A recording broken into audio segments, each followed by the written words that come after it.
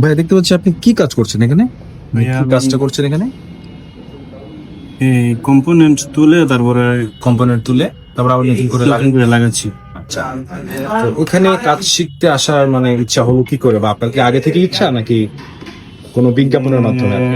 আমার অনেক দিন ধরে ইচ্ছা ছিল। আমি আগে সাউথ আফ্রিকায় থাকতাম। আচ্ছা, তো সাউথ আফ্রিকাতে আসার পরে এই বিজ্ঞাপন দেখছি আর কি, অনেক অনেক বিজ্ঞাপন দেখছি, অনেক ST institute, Mizan telecom, Mizan মধ্যে রিপেয়ার অনেক দেখছি। তারপর আইফিক্স ফার্স্টে অনেক ভিডিও দেখছি, দীর্ঘ 6 মাস যাবত আমি দেখতেছি।